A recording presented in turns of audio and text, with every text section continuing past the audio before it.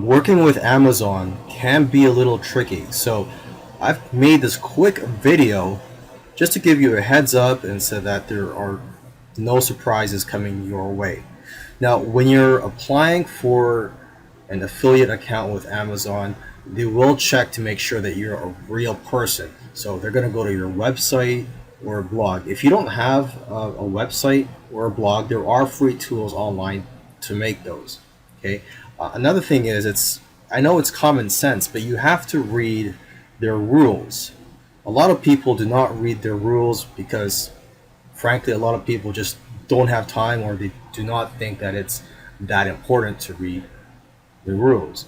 Okay, they have several rules, a lot of them that may surprise you. So, for example, you can't just use any link shorteners such as bit.ly in order to shorten your affiliate links. You have to use the one that's provided by Amazon.